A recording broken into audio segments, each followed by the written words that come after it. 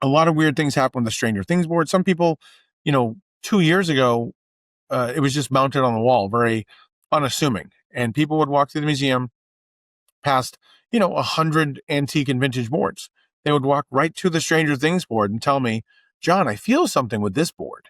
So people are drawn to it. And then, of course, the weird things that happen with technology and film and that kind of stuff. Welcome back to the Big Crystal Energy podcast, where we explore all things mystical, magical, and metaphysical with a little spooky flair. I'm your host, Ashleigh, and today we're diving deep into the mysterious world of spirit boards with someone who knows them better than almost anyone, John Kozik, founder of the Salem Witchboard Museum and passionate collector of all things Ouija. We're talking about the fascinating history of talking boards, the lore, the stigma, the art, and what it takes to turn a lifelong obsession into a full-time, full-on museum in the heart of Salem. Whether you're a collector, a skeptic, or a curious witch, this episode is full of insight, eerie stories, and, yes, some gorgeous planchettes. Let's step into the other world. Hi, I'm Ashleigh, and welcome to the Big Crystal Energy podcast. This is a place for the crystal curious, arcane-minded, and everything in the in-between. In this podcast, we will jump down the rabbit hole into the metaphysical, esoteric, occult, and spiritual realms. Nothing is off limits. I'm a mom, wife, an orthopedic physician assistant by day, and a seeker of all things spooky and kooky by night. I've spent my entire career in the medical field and have always felt like there is more out there, and this is where we will explore together. We will have conversations with crystal healers, rock hounds, artists, musicians, spiritual coaches, magic makers, and anything woo-woo that strikes our fancy. Let's take our spiritual journey to the next level. So grab a crystal, pour a cup of tea. It's time to feel the big crystal energy. Hello, and welcome back to the Big Crystal Energy podcast. I'm Ashleigh, and I am so excited because I have a guest tonight that I have been looking forward to chatting with for a very long time. And I have John Kozik from the Salem Witchboard Museum here with me. And I've got my Talking Board Historical Society t-shirt, and I'm ready to roll. I'm very excited too, because as it all works out, just this past week, I don't have much of a collection of Ouija boards, but I was able to acquire a 1907 William Fold board from a local vendor there in Salem. So I was so excited to actually have like a really cool piece to have in my home. So John, thank you so much. You're on East Coast time. I'm on West Coast time. So thank you for joining me after hours at the museum, and welcome. Yeah, thank you so much. This is exciting. I'm really happy to talk to you. And congratulations on that board. That's great. Yeah, I think it's going to be fun to have. It was just interesting because I had seen this woman talking about how she was going to do this auction and she was going to be putting this board up for sale. And I was like, oh, it looked really like it was in really good condition. And I was very interested in it. But, I work full time and I've got a lot of things going on. And so I was like, I just kind of put it out of the back of my head. And then all of a sudden, I got home the other night and I just happened to turn on my Instagram and she was doing her auction. And right when I turned it on, the board came up for sale. And so I jumped in and I was able to get it. And I was very excited because I was like, oh my gosh, like that timing was just like, it was just like the perfect amazing timing. And I was like, yes, this is like all in alignment. Like I'm going to be talking to John and then I'm going to be having like this really cool board and it's going to be so fun. But, for my listeners, we talk about a variety of different things on this podcast. But one of the things I just want to start with is, can you just talk a little bit about the history of the Ouija board or spirit board and like where they came from and how they originated and things like that, just to give everybody a little bit of a background? Sure. So most people are going to say the word Ouija. And just to clarify, it's a brand name. It's really a brand of talking boards. So the generic name for these: talking board, spirit board, witch board. And those really start during the spiritualist movement in America, where, everyone's affected by death from just after the Civil War. And so people wanting to connect to who they lost. And so basically they're evolving from people making claims about communicating with spirits who are knocking responses back to them. And, trying to do everything from yes and no questions to wait for a knock or two to eventually counting knocks to figure out what letter of the alphabet that they're on it might correspond with. And it just takes very long. So they basically, an alphabet board is introduced where now they ask the spirit a question and you point to the alphabet waiting for a knock to correspond to that answer. That takes a long time. So eventually from Europe comes the automatic writing planchette, which is what most people would look at a planchette, a pointing device for a Ouija board, except for these back then had pencil at the front and wheels in the back. And it just worked by somebody channeling a spirit through themselves, writing or drawing on a piece of paper, whatever came through. And really that comes to America across paths with the alphabet board. And it really just helps to speed conversation up. So now it's going to just point directly to the alphabet. And so basically evolving and coming about until 1890.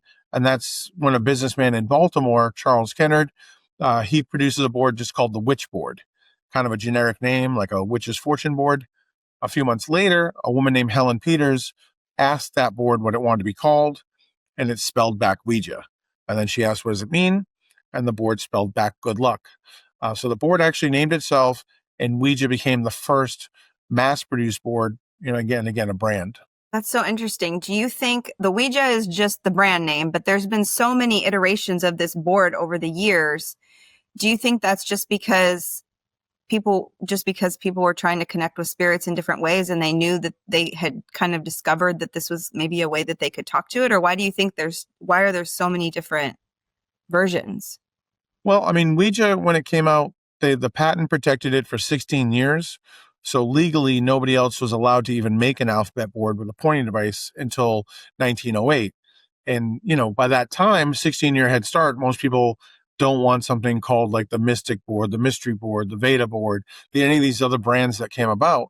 And they really kind of brand loyal to that. So 16-year head start, number one. And when I tell some people, like there are a lot of boards over the years that have basically stolen the trademark. They've put the Ouija name on their product that didn't have permission to do it. And I tell people, hey, that's a counterfeit, that's a fake. Some people will come back and actually say, yeah, those boards don't work. And for me personally, I think these all work the same, but you influence the Ouija whether you know it or not. And if you don't believe it will work as well as the real Ouija, then it probably won't. I make the joke that if I go to a restaurant, I ask for a Coke and they say, is Pepsi okay?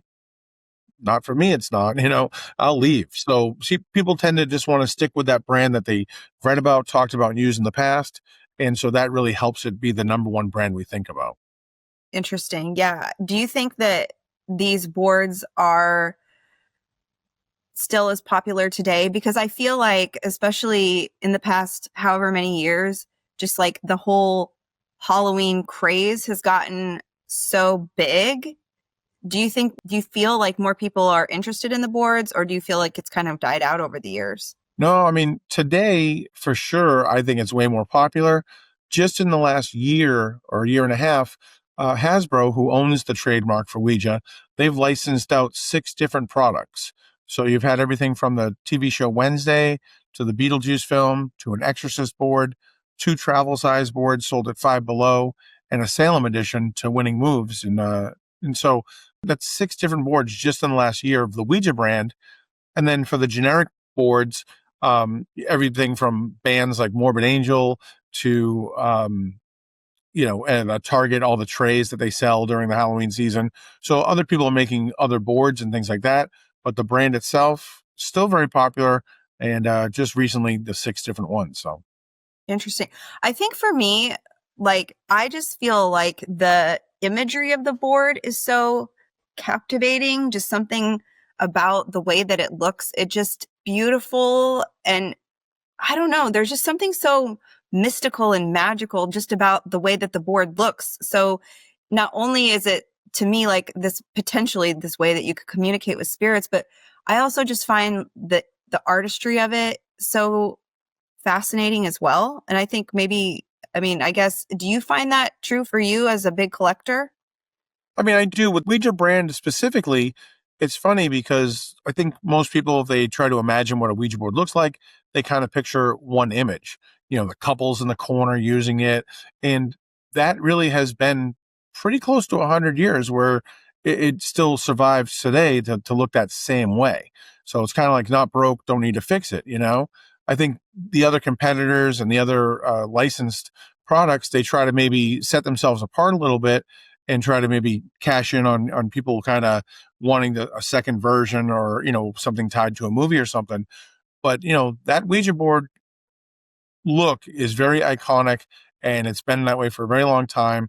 And just the Ouija brand itself, I should point out that it's one of the oldest US trademarks. It really beats Coca-Cola by, it's 1890. So it's one of the oldest American trademarks we have.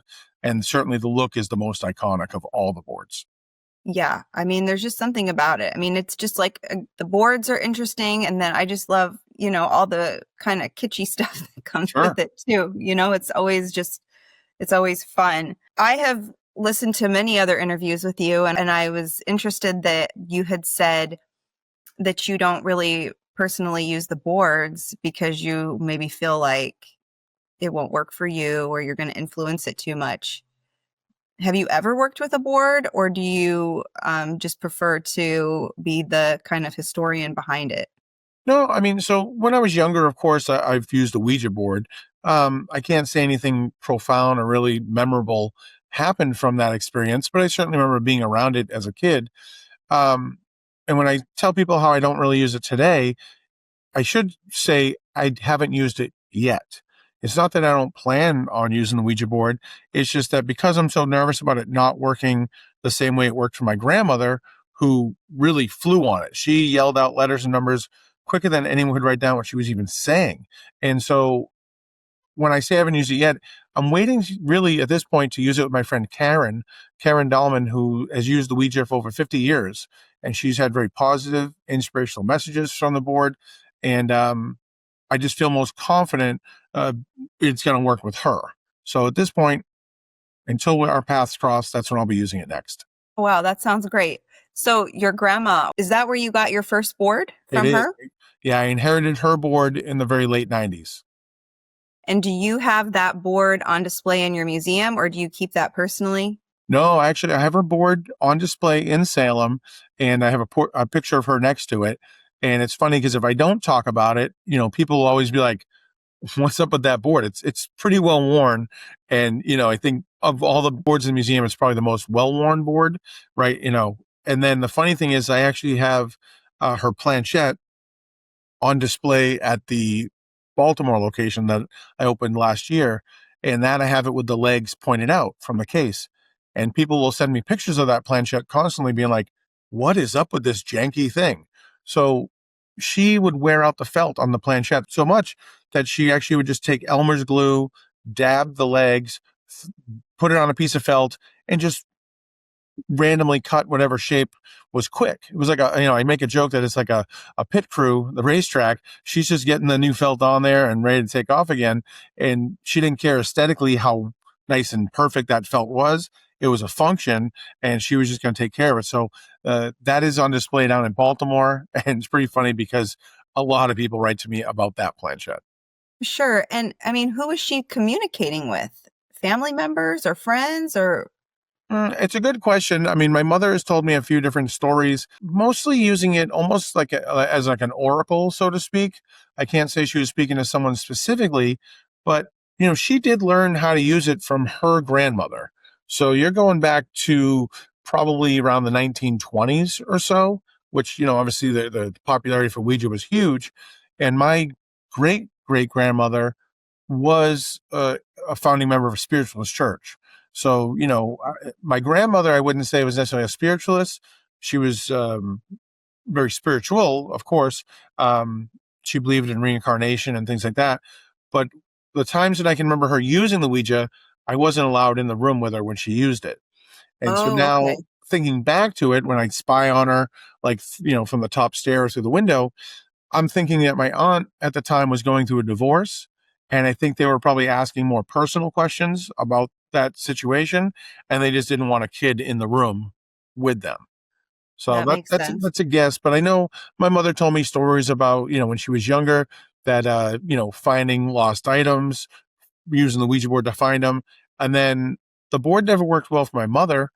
But when she was roughly 12 years old, she used the Ouija with her girlfriend Linda and my grandmother, and the board accurately predicted both of their future husbands' names, Lawrence and Dennis. My mother was her second husband, but she did marry a Lawrence, and Linda probably married Dennis, 12 or 15 years later. So those are some of the stories that I've heard of my grandmother using the board.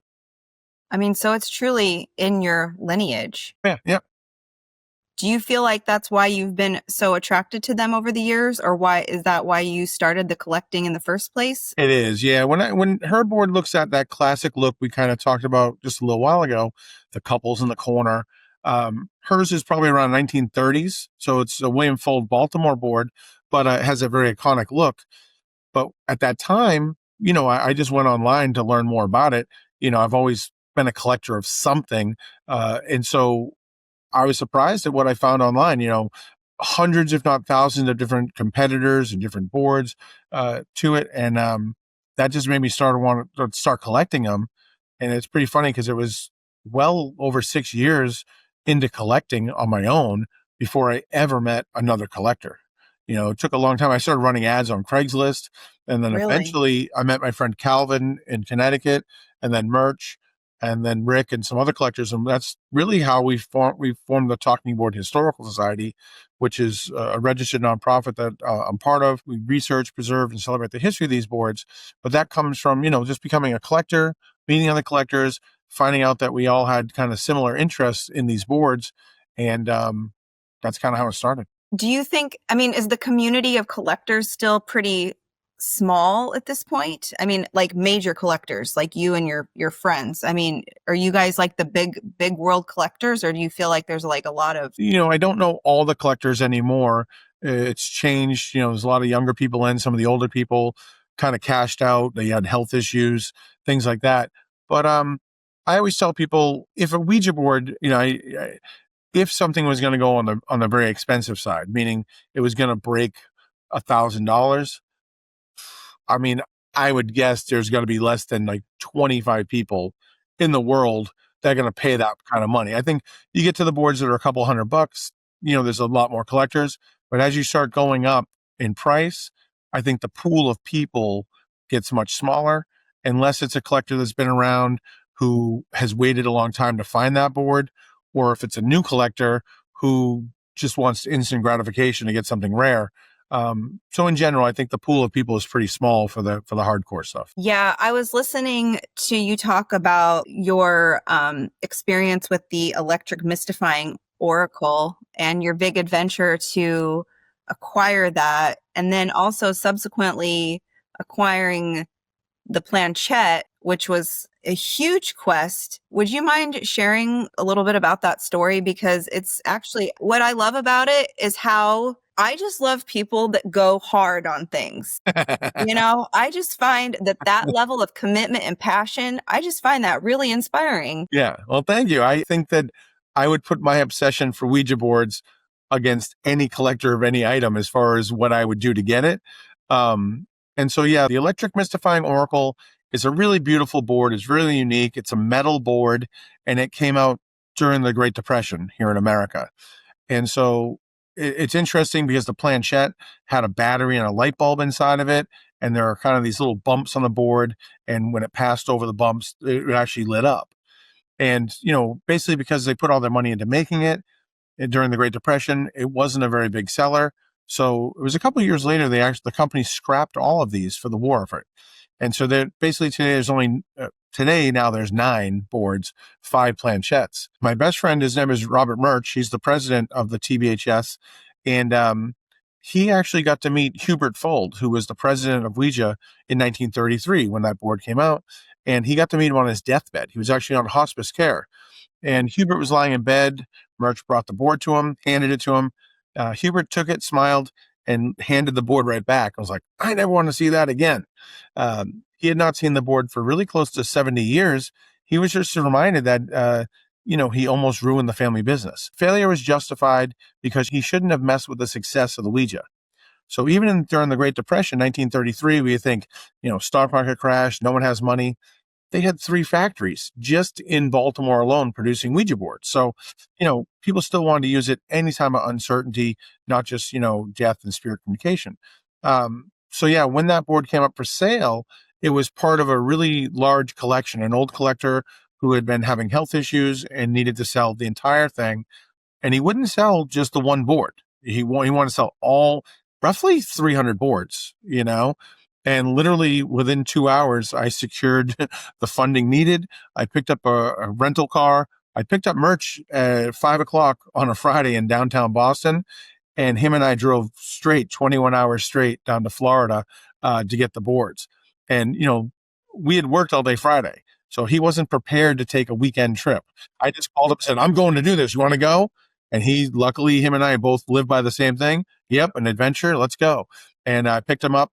And as we were driving to Florida, other collectors were kind of getting wind of what we were doing.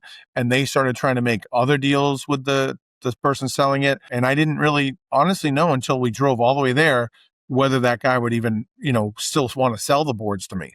The funny thing is because I got the car last minute at the rental place, they didn't have a minivan. They actually gave me a Ford Escalade. So I looked like a high roller showing up down there. And we show up and I'm like, Merch, we're going to check everything off this list. This guy, we'll make sure we get everything. We get down there and the guy was super nice. He was like, oh, I forgot I have the planchettes for these. Here's 30 more boards I forgot to tell you about. And Merch and I were seeing things that we had never seen. 30 years of him doing research, we had never seen a box for the Oriole board. We had never seen all this ephemera and this paper that we're like, this is the first time we've ever, we didn't even knew this existed. And so the game plan was like, let's load up and get out of here before this guy changes his mind. And we couldn't get too excited in front of him because we thought he might change his mind or up the price or something. So we loaded up, we got out of there. We hadn't slept in 2 days. We had worked all day Friday, and now this is Saturday, and we're giddy. We're obviously pretty high that we just got all these amazing things, but we're laughing. We're like, if we get in an accident right now, there's going to be weeds all over this highway, and this will probably be the most paranormal investigated scene in America. But for me, it was a great adventure to have with my best friend. And, those memories I have doing that, I think him and I and a few of my other collectors all agree that collecting is fun and we love getting this stuff too. But I really think that it's the experiences and the camaraderie, the friendships that I have because of the Ouija board that really make me want to keep doing what I do. I mean, that's just so cool. And I just think that it's so neat that you and your friend, you guys have this passion together and you're just willing to just drop whatever and just go for it. I mean, that's so fun. And truth be told, it's hard to find close friends like that. And especially people that have such a niche, desire to do something. I think that's really, really amazing. And then I also was listening how it took you like 10 years of searching and searching and searching for the planchette, and how, you had mentioned that once you found it, it was just like, you have it, but then now what do you do? I was like, wow, that really makes sense. I mean, anytime you're working so hard at something, I mean, and then to have it. So you have that there in the museum with the Electric Mystifying Oracle. Yes. You have them together. I do. Yep. I have them together. And yeah, you're right. I've never been as obsessed to get something as I was that planchette. And I can't tell you how many hours of searching, how much time was really put into trying to talk to people to try to find it. At the time, we're up to 5 now. But when I first started looking for it, I think there was maybe 3, So pretty amazing to get that. But it's like you get it and then you're like, your next day, you're like, well, what am I spending my time on now? Of course, there are plenty of things that have taken its spot now, and Merch and I have had a lot of great adventures doing it. And so I've replaced it now, but with a new, with something else I'm looking for. But at that time, it was really like, oh, I don't know what to do now. I've acquired the thing I've looked for the longest. So what are you obsessed with now? Well, I don't know if I tell the whole story, but I would like to find the board that my grandmother first used with her grandmother. Wow. And I have reason to believe that it quite possibly could be the wedding present that Grover Cleveland was gifted in the White House back in 1886. And that might change the Ouija history a little bit. Might solve a couple things. It might change the history from 1890 Baltimore with Ouija to potentially making it 1886 Leominster, Massachusetts, with a board called the Witchboard, or Espirito, as when it came later to be known. But we don't know where that wedding present went to. And we've had the Smithsonian, the National Archives, White House have tried to help us find it. But that's something that I would like to find, just because I might be able to help change the history of what we know. But also, I have a feeling that that's the board my grandmother used. And I don't know if that all worked out. That'd be pretty cool to figure that out. But how would you identify something like that? It's pretty difficult to identify a piece of wood, age it, without, advertising, patents, and things like that. There are certain clues. I think I know what I'm looking um, for it. And so there are clues like from, Merch and we process of elimination. But at the end of the day, it could be a guess, unless it comes with like some kind of provenance, we know where, who had it and used it, and we can date it to those things. Anything prior to the Witchboard in 1890, luckily the ones we have that are older, we have the family Bible. So we have like the actual conversation about it. And so that helps us to date it. But looking at a piece of wood and dating it from 1886 or 1890, it'd be pretty difficult for most people. What would you say what is the oldest board that you have in your collection at the museum? Mine is an original 1890 Witchboard, which was Wow. only made for a short time before they became called Ouija. And it's a slightly different construction than the 1891 board. The 1891 board has slats on the back. This is almost a full piece, almost like very similar to a breadboard, but it has a beveled edge. It actually doesn't have a logo on it because it was the Witchboard. It says good night as opposed to goodbye. And the placement on the moon on the right is face down as opposed to facing the logo. So it's a little bit different than with the Ouija it became, but it's the oldest, and today it's one of only 5. Wow, that's so incredible. Is there a board in the museum that's kind of like a fan favorite that people really come to see it specifically? I think now, if I had to answer that, I would probably say it's the Stranger Things board in the museum. Oh, And that's really? it was donated, and there's been a lot of TikToks, some paranormal investigators have come in, and some weird things happen with it. To give it a little background, if you have a board that you perceive as like giving you problems and you want to get rid of it, when you go online, there's a lot of very conflicting information, buried in a church graveyard, sprinkle it with holy water, break it into 7 pieces. And so a lot of people now reach out to the TBHS as like the authority of like, well, what do you do with these boards? And my experience is you give it to me or anyone willing to take the board, those problems tend to go away. And so one board that showed up was a Stranger Things board. And when I opened, so there was no return address on the package. It just came with a note inside with the board. And it said, if you find it, forward it to the Talking Board Historical Society. Trust me, you don't want it. And that's literally all I know about it. Don't know who sent it. Don't know what happened with them. But I know it was obviously bad. And they were worried about the board finding its way back to them. So that board has gotten a lot of notoriety because there's been weird things that have happened with people trying to take photographs of it. Started with film that would come back blurry. Eventually, film would be pitch black on the board. But then it switched over to Polaroids doing the same thing. Polaroids where people would write to me and say, John, there's something in the picture that wasn't there the day before. And then eventually cell phones doing those things. So a lot of weird things happen with the Stranger Things board. Some people, 2 years ago, it was just mounted on the wall, very unassuming. And people would walk through the museum past, 100 antique and vintage boards. They would walk right to the Stranger Things board and tell me, John, I feel something with this board. So people are drawn to it. And then, of course, the weird things that happen with technology and film and that kind of stuff. So that one I would say is the fan favorite because now I think people have heard, different stories about it. And so that's probably the one I would say is probably the most requested. What, aside from the electrifying mystical oracle, what is another one of your favorites? like Sophie's Choice. I think one of my favorites is on the back wall of the museum. If you Google image, you'll see there's probably, I don't know, 50 to 60 boards on that back wall. And all of those were made in America during World War II. So sadly, it's a popular time for Ouija. Everyone's affected by death.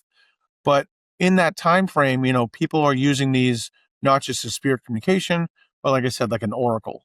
And so on the board, there's a bunch of text around the edges, and it has options like answers to like who should I marry, what job or trade should I go into, or when the war will end. And my favorite answer on that board, when the war will end, is Germany will surrender when Hitler dies by his own aunt. Sorry. So that's on the actual board. It was made in 1944, a good year before that happened. And that's one of my favorites just because, it's pretty amazing that that answer's on there. And I like it that it's part of World War II and the popularity that it had that time. Wow, that's that's pretty interesting. Hey, sorry to interrupt, but I have something you need to hear. Have you been feeling a shift, a pull towards something more? Whether you're manifesting new opportunities, confidence, or a major glow up, the universe is listening, and I've got just the thing. In a crystal clarity call, I'll intuitively select 3 crystals to support your manifestations, pull a tarot or oracle card for deeper guidance, and craft custom journal prompts to help you take action. It's more than a reading, it's an energetic roadmap. So if you're ready to align with your highest self, DM me on Instagram at mystical.mama.ash for details and pricing. Let's bring your magic to life. So you probably get so many people that come in. I'm sure everybody has a story to tell about their experiences. Are there any experiences or stories that kind of come to mind that are really spooky or really interesting that people have shared with you? One of the nicer stories that I had was a woman from New Zealand who had lost her son. And she uses the Ouija board, communicates. And she was in the museum just telling me about the positive experiences she had using the board. To me, it's a nice reminder because, to be honest with you, a lot of the stories I hear tend to be more negative or what they perceive as negative. And, this here was a nice reminder of like, hey, that's why this board exists, helping people. And, but she was there. She told me she was talking to me for about 2 hours about that experience using the board. And at the end of it, she was like, my friends are so concerned. Like, how do I know I'm speaking to my son? And I was like, well, are you having a bad conversation on the board? No, not at all. It's helping me so much. I was like, then it really doesn't matter, in my opinion. Like, if it's helping you in any way, it doesn't really matter where that message comes from. I go, you have your gut instinct, of course. And if, you don't think it's your son, then hang up and try again later. But that was a really nice call, a nice conversation, because most of them are, I used it one time and something happened in the room and flew around and I never wanted to touch a Ouija board again. And to me, I'm always like, well, that sounded like it worked. I don't think of it as a positive, a negative, but I think people perceive it as a negative. I'm like, well, you're looking for confirmation and here it worked for you. So I don't know. But that for a spooky one, one of the creepier, I don't know if I want to tell this story, but one of the creepier ones to me, the one that I don't know if this is appropriate or not, but this woman came in telling me that when she was a kid, probably, I don't know, 8, 9 years old, something like that. Her and her friends were using the Ouija. It spelled out a word. They didn't know what it was. They had wrote it down as it spelled it out. They went to the parents to ask them, and it was asphyxia. And I was like, that's really, I don't think you know what I mean? Like, so to me, that was probably one of the worst stories I've heard. Yeah. Do you think that just because of the way that movies and just like pop culture, do you think that's why people have so many negative associations with Ouija instead of just these positive experiences? Because it seems like the board was meant to be able for people to have these nice communications with past loved ones. And then now it's just taken such a turn to where people, in my own world, almost everybody that I know associates Ouija with bad or evil. Yeah, I think the movies obviously influence people. I don't think most people realize that superstitions or rules like don't use the Ouija board alone or always say goodbye on the Ouija, those didn't start until after the movie The Exorcist. That's how they start. And I think when you tell something long enough, it becomes what most people know and believe. And, so it doesn't matter where the rules start. The boards work based on what you believe. And certainly if you believe you should say goodbye to Ouija, then you should, because if you forget to, or you think you forget to say goodbye, more than likely the first bad thing that happens to you, you kind of start associating it to the Ouija board. So I think, clearly that does influence it, but I think a lot of it has to do with the intent. Like a car, like a gun, it's what you want to do with the item. And I think most people's intent today is just to pick up the phone and dial a random number. After The Exorcist, the Vietnam War ended, and that was the last major U.S. war, the draft. So less people using it the way it's intended to be used. I think there's a few reasons. If you go looking for trouble on the Ouija board, you're going to find it. And most people, when they first start it, it's a dare game, it's a sleepover party game. And I think that's how it starts for a lot of people. Do you, working with all those boards, do you ever personally feel anything, or do you feel pretty at peace with all of the boards? I love being there. I think it's my happy place. I think anyone that's come to the museum and met me has never probably thought anything other than, wow, this guy is pretty lucky. He clearly loves what he's doing. So I think any of my energy would outweigh any negative energy someone might feel from a board. So no, I don't feel anything like that. I certainly see a lot of things happen to people. People pass out, people get sick, people leave the museum. So that kind of stuff happens for sure. It doesn't happen for me. And whenever I try to explain it to somebody, my view on the Ouija board, I guess I hadn't really thought about it, but I heard John Zaffa speak. John is the nephew to Ed and Lorraine Warren. We get the Conjuring films, the Annabelle doll. And he has a TV show called The Haunted Collector. He takes items that, people consider a curse or evil, negative. He takes these items, puts it into his collection. And some of the audience just asked him, but how can you take all these items and then nothing bad happens to you? His answer was, well, I don't feed it negativity. I only show it love. And that's really when I was like, yeah, I don't view the Ouija board as evil or negative. I only think of it as a positive thing. And so I don't think I don't give it that power. I don't give it that negative, not feeding it any kind of negativity at all. So I think, people that do tend to get a negative response back, Totally feel that. Yeah. I mean, because you have so much love and passion for it that it just feels like, of course, you were showing it love. I don't know. I don't personally. I mean, we used to play with them when I was a kid. I've always loved the imagery of it more than anything. But I have them in my house, and I was talking to a friend the other day, and they're like, well, where would you even get one? I said, well, you could go to the store and just buy one. They sell those at the store, like shocked. I'm like, well, it's supposed to be a game.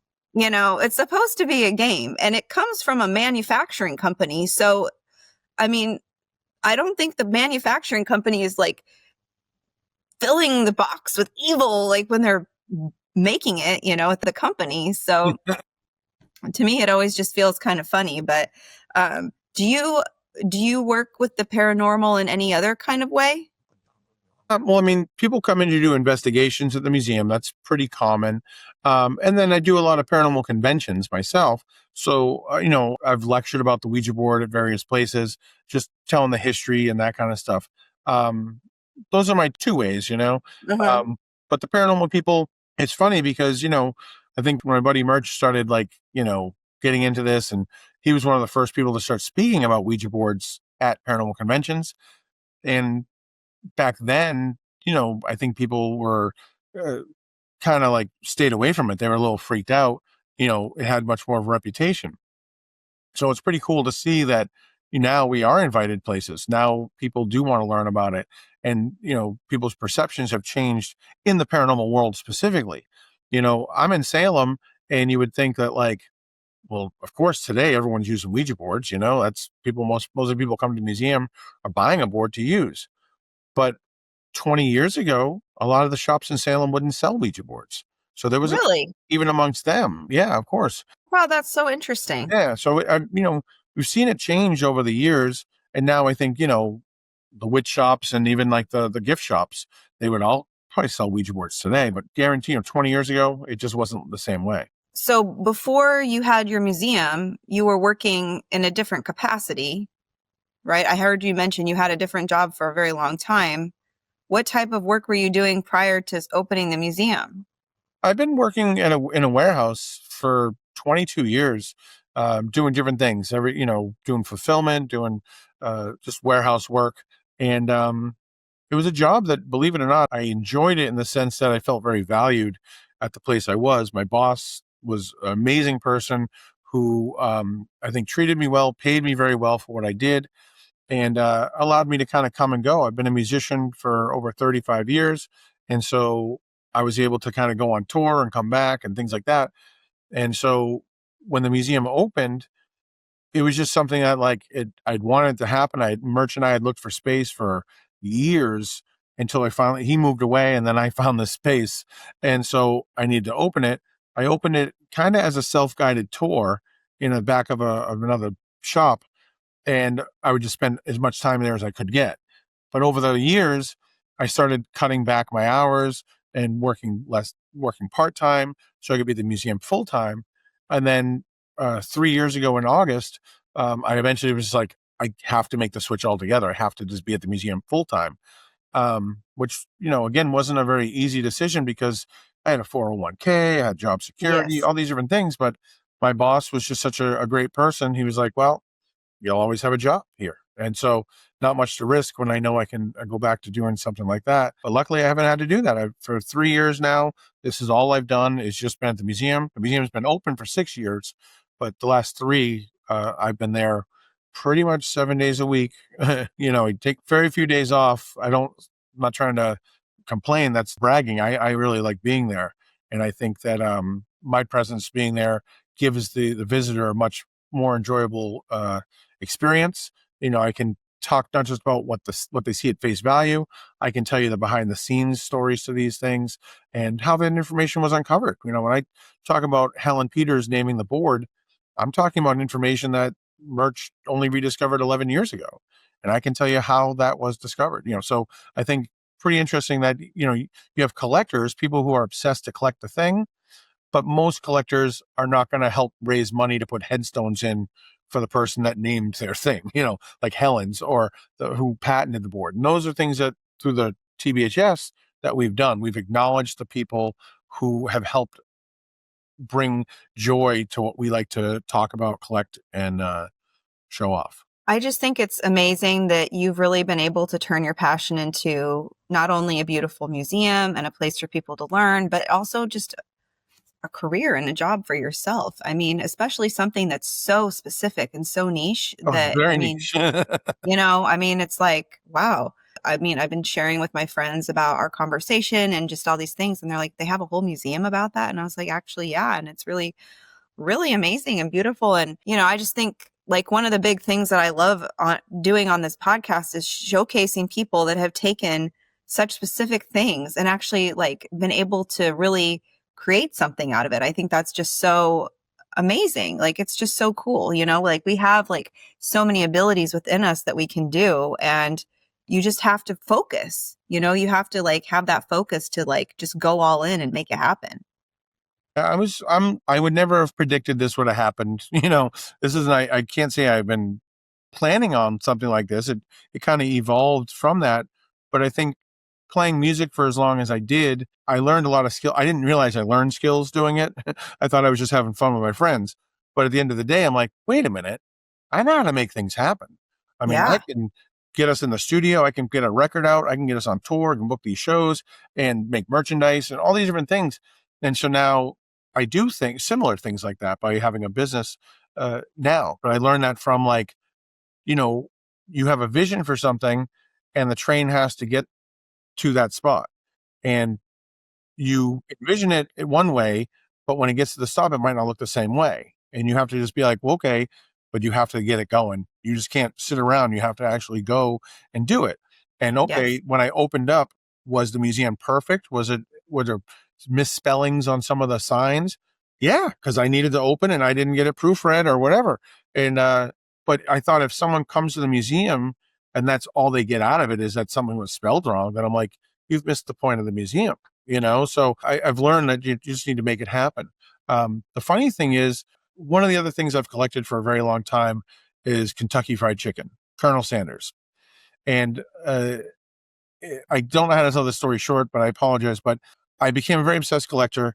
What I liked about the Colonel is that he failed at a lot of things before he finally found success.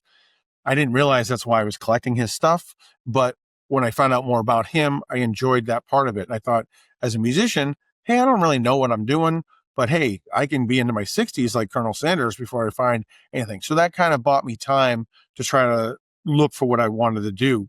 Um, the funny thing is, as I was telling that story just a couple of years ago, I was like, I stopped and I was like, wait a minute. I've said this story for over 20 years, 30 years about looking for what I'm supposed to be doing. I didn't realize I actually have it, you know? So sometimes you can look for a long time and not stop to think like, wait a minute, I'm here. I didn't realize that. Yes. So it was a nice reminder of, sometimes stop and just enjoy what you have. Yeah. And I think sometimes it's like it's already within you. Sometimes it's just that you have to like frame it so that you can really understand what it is, and you're a collector. And I'm interested though, why Colonel Sanders? Like, how did you even Well, decide on that? I mean, because so that's it's a like couple super different niche levels. too. Yeah, it's First, like totally different. first of all, for me, when I grew up in Plymouth, Massachusetts, the nearest one was 20 miles, other two different directions, two opposite directions. My mother pretty much raised me on McDonald's or Mama Celeste pizzas. So only about once, maybe twice a year do we have KFC. And that to me was like a big delicacy because I was like, it was just something I didn't have, I didn't live off of. So when I started going to like flea markets and yard sales and antique stores, I had randomly found a Kentucky Fried Chicken Colonel Sanders bank. I thought it was the coolest thing.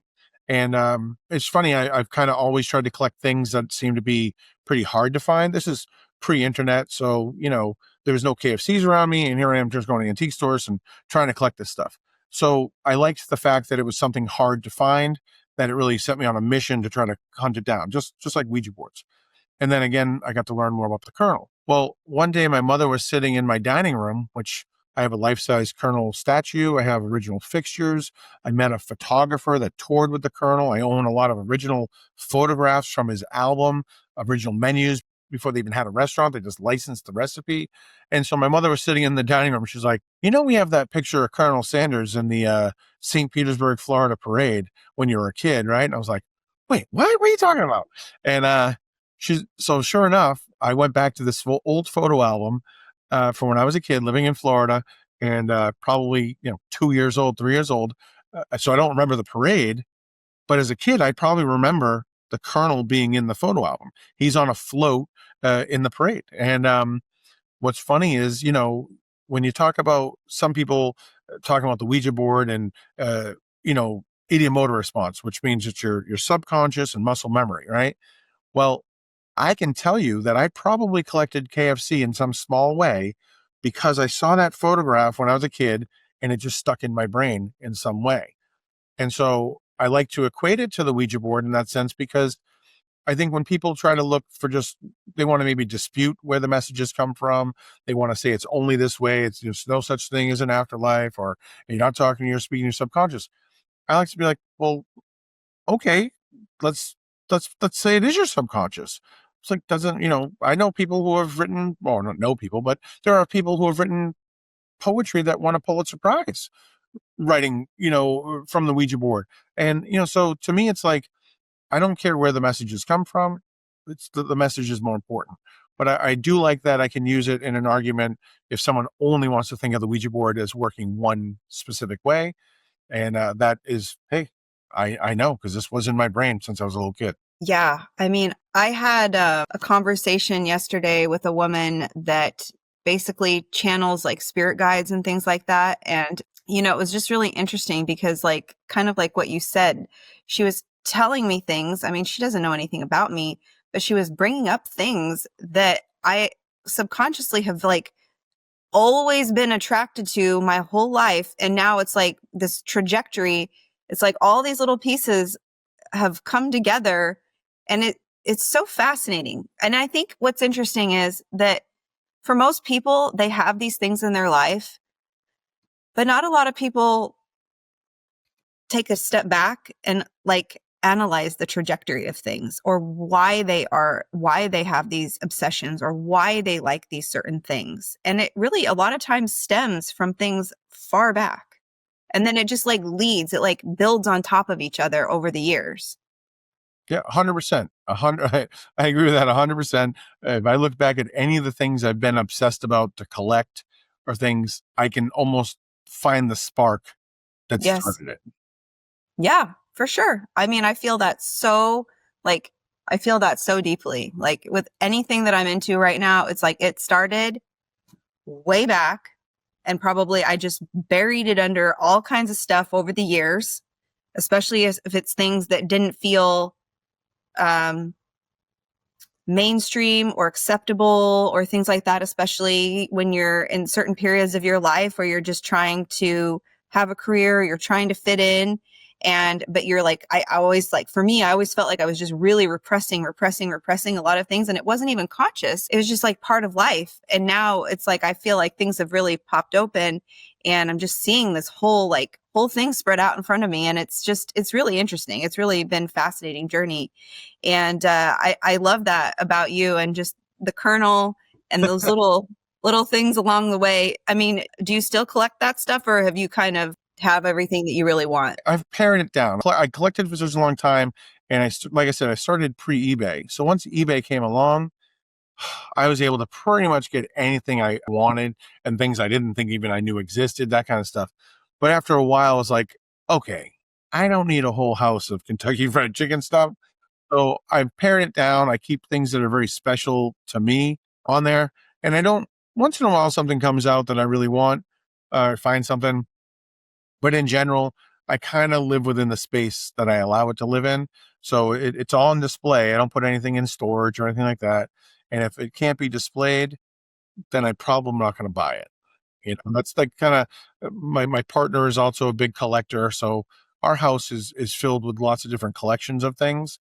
And I feel bad when I have things that are in storage. I'm like, geez, that costs a lot of money. It's not even being Yeah. deployed.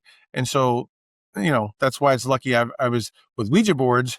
I can at least, have two museums, and I can rotate things through. And, the room I'm in now is the staging area before I get ready to change things out. So that's how I can, that's how I can justify the Ouija board, collection. But the other stuff, I'm like, all right, I got to go easy on this. Cause like I collect vintage Halloween, and that's now taken over most of the garage, and as well as the first room in the house with the monster toys and stuff. So yeah. You have the location in Baltimore as well. Is that similar to the one in Salem? Is it smaller? I mean, who manages that if you're in Salem all the time? Yeah. So with that one there, I met so many people that came from Baltimore to Salem. And when I started talking about all the different history there, the headstone for Elijah Bond, who patented the board, where the Ouija was named is now a 7-Eleven that we had its plaque hung up in, things like that. And they'd be like, how did I come all the way to Salem to learn about stuff in my city? So bringing some kind of museum to Baltimore is very important to me. And so luckily there's some supporters, Greg and Brian from a store called Bazaar. They're in the Hamden neighborhood. They've been in business for 10 years, selling taxidermy oddities, and they've been a huge supporter of the TVHS for a long time. And so they had some extra space at their location. And so I was able to curate a space there with a lot of Baltimore history, other talking board history, but a lot of it is this history to the city. And so they manage it for me. It's a smaller location than Salem. It's self-guided, but I really go heavy on different exhibits and different, signage than I do in Salem. So I think that you go to both, you get different stories. You don't see, doubles of everything. It's not like that. But I try to at least have that history there. But because I'm not there, it's not exactly the same experience. I see. How do you keep yourself excited about this topic when you're there every day of the week and you're, talking about the same things over and over again? Like, how do you keep your energy for it? Well, my energy, I feed off other people. So I Huh. think, if people seem to be pretty excited by me telling the story, that's only going to make me more excited to tell that story. Um, I think that's number one. Two, I genuinely just like talking about it. I mean, I just told my partner earlier that, I greet people when they come in the museum. So I like to give them a little background on the history, where it comes from. And, it's not a timed tour. people can come in whenever they want to go. So I have to learn to tell people stories, then try to bring them over to other places to tell stories to more people. And then as more people come in, the first group of people can kind of leave. They've heard of most, and then I can get new people that came in to hear. So I constantly balance people around the space.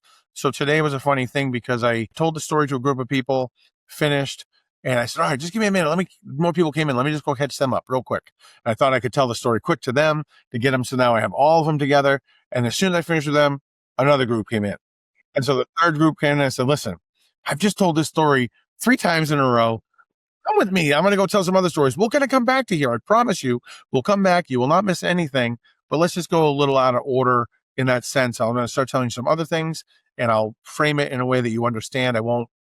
You didn't miss anything, any information. Let me just do that. So I get excited because I can go around to different stories and judge based on like what you're interested in, like Yeah. I really love it. Like I could meet someone who's a lawyer who just studies like trademark. And I had someone the other day that studies patents. They work in the patent field. And I was like, oh, well, let's talk about the Ouija board and the patent. Let's talk about infringing. Let's talk about lawsuits. And so I can kind of do that with true crime or paranormal or movies Oh or my music. gosh. All these different kind of little places where the Ouija board kind of touches on the history and focus that on them, So I do like that don't have to tell the same stories all the time. There are certain key stories I do tell to everybody, but there's a lot of kind of weird, quirky stories that unless you're specifically into that or asking about it, or I feel as though you're interested in it, that I might not go with everybody. Okay. Yeah, that makes sense. And there's a whole variety of people out there. So Yeah. people always have questions or their own stories, and that makes it probably fascinating as well. And then you just carry that true passion with you. So that speaks a lot for itself. And you also sell boards in the museum too. You sell older boards and newer boards, or how is that? I have quite a bit of new boards, everything from like the Exorcist board and, trays, that stuff that starts kind of inexpensive, but I have a lot of antique and vintage boards. And We I would do. probably say I have more for sale than anybody else. I Okay. tend to go and buy collections from collectors who are getting out of it. I upgrade my boards constantly, so I get better conditioned boards. And I have people that just bring stuff by that they find stuff. And so I don't do a lot of mail order with them. It's really meant to be an experience that if you've come to the museum, I'm trying to give you the best experience possible. So if you're interested in buying a Ouija board, I'm going to be able to talk you in either talk to you about a new board all the way up to an 1891 board. And I have everything in between. And, so right now I think I have pretty close to 300 vintage boards for sale. Right. Oh my gosh. Yeah, I'm Wow. waiting for a collection from Maryland to be delivered to me at the end of the month. My friends down there picked it up for me, but that was another 30 boards or so, including another 1891 board. So yeah, so I have quite a few and I know eBay prices. I know what other oddities guys sell stuff for. And so I have a really firm grasp on what I sell, being a good price. But really, it's all about like getting the board to the right person. So everybody kind of has different beliefs about the Ouija board and, what's going to work better, what won't work as well. And it could be from someone the other day that needed to actually touch the boards and feel them, feel the energy to it, to some people not wanting a vintage board because they believe that it might somehow have something attached to it, to someone buying a wooden board because it works better than something made of plastic. It's called the earth. So I kind of talk people through the process of what they're looking for and what they might consider buying. And I don't just go right up to the top of the price line. I start at the bottom and we work our way up and, try to get them into the thing that I think that they're going to feel the most comfortable buying. Well, I am very excited because I will be there in 4 weeks and I want you to help me pick out a board to take home. Excellent. Happy to do that. I think that'll be super fun. So what else have you got going on? Do you have anything? I know you're getting into really busy season there in Salem. I know last year we visited Salem at the end of September, like into October. And I said it was already so busy. I was like, I'm never coming. Yeah. I have a retreat there. I have a witchy retreat that I'm doing at the beginning of September, and I'm glad that it's still early enough in the month, and like we have all of our events laid out. So I think our little group is gonna be pretty, protected, and we have our own things going on. But do you have anything going on this fall specifically, or anything fun coming up? Huh. Well, at the museum, I tend to I typically do movie nights the last Sunday of the month, Okay, which are a lot of fun. Um, sure. I'm not doing one this month, but September I'll be doing one with the Witchery, which is a great place down on Pickering Wharf, where you can make your own witch broom. And now they just Cool. started, you could make your own Ouija board there. Oh, They fun. go in anytime, you don't need an appointment, and they kind of have all the arts and crafts and all the supplies, and you can go make something there. And so last year we played the movie Witchboard, and then people could make their own board and the museum, so they could be inspired. They could look around the museum, maybe get some ideas, that kind of stuff. So September 21st, I'll be doing a movie night with them at the museum. Other than that, I'll be, low key until January. Then I'll be picking up for like the locals doing movie nights. The fall, it's just too crazy to try to do anything. But I have enough going on. Like Merch and I are in the middle of working on a very rare board and trying to uncover its secrets to us, the different symbols that are on it. We've been going through that Ooh, working with a local librarian and trying to get their input on it. And so kind of collabing with some other collectors who might be able to shed some light as to the mindset of one of these people, over 100 years ago, why they might have done what they did.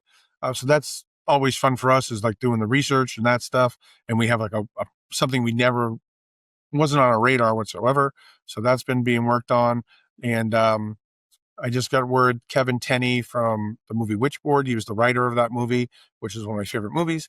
He wants to come through and do a book signing for a graphic novel he just did. So I got to call him in the next day or two for that. So always like these little things are always on the horizon.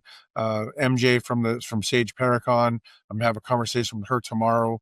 She's coming to Salem in April, so I'll probably end up doing something with her.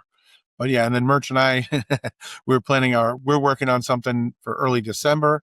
Him and I might have a pretty big, epic experience together, grabbing some stuff, and potential. I might just drive and pick him up and then continue on to where we need to go and have a road trip, make it a road trip as well, not just flying to the location. So fun. yeah. Well, that sounds awesome. I mean, gosh, what a dream to have such a cool place to hang out, to work, to call your job, interact with all these different interesting individuals. So if listeners are interested in Ouija boards, spirit boards, where can they find you? Yeah, so on the web, SalemWitchboardMuseum.com. If you want to go check out the Talking Board Historical Society, it's tbhs.org. Of course, if you're in Salem, you can come see me in person right downtown, 127 Essex Street. Or Baltimore, you can go to Hamden, the neighborhood I'm in, above Bazaar. Guys, and get your Talking Board Yes. Historical Society t-shirts, because look how cute this is. And I will have to say, I was so impressed. I ordered the shirt, and then like it was lightning fast. It was like within a few days, I felt like I was already receiving it. I was like, oh my gosh, that was I don't incredible. mess Yay. around.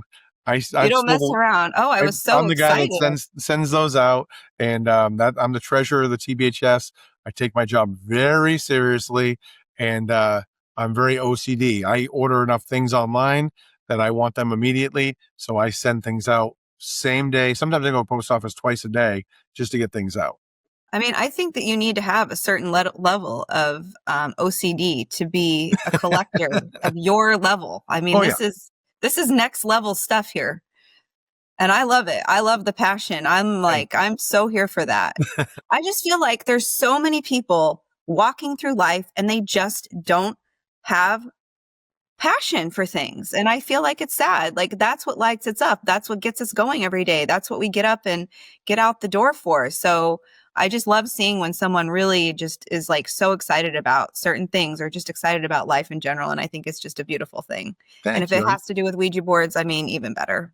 I think a lot of people come back to the museum to check on to see if I'm still as excited as I was when they met me the first time. But also I think that, people feel inspired in the sense that, here's just a guy that collected stuff and knew a lot of stuff about Ouija boards and somehow turned it into something that inspires other people. So I met someone great the two photographers the other day that had been in a rut. They really hadn't taken photos lately.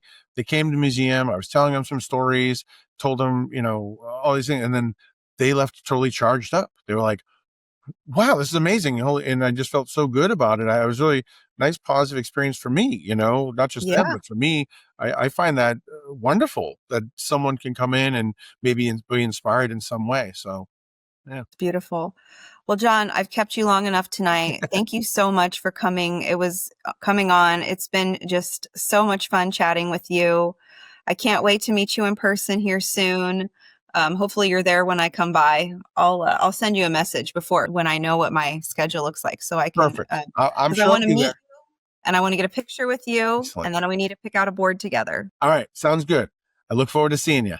Okay, John. Well, you have a wonderful night, and we'll see you soon. All right, see you soon. Thank you again for having me. Appreciate it. Great talking with you. You too. Thank you so much for joining me and John on this spirit-filled journey through the world of talking boards. Whether you're drawn to their artwork, their energy, or just the spooky history behind them, I hope this episode left you feeling inspired to look a little deeper. You can find more about John, the museum, and the Spirit Board Historical Society in the show notes. And if you loved this conversation, please rate, review, and share this episode. It helps keep the magic going. Until next time, keep your energy grounded, your intentions clear, and your third eye open. Stay spooky. Bye. Thank you so much for jumping down the rabbit hole with me. If you connected with this episode in any way, I would love it if you could share it with a friend. Also, please tag me on social media. I'm at mystical.mama.ash or at Big Crystal Energy Podcast, mostly on Instagram. It helps so much getting my episodes out there and finding more magical, kooky, and spooky friends. Sending you all Big Crystal Energy. Cheers!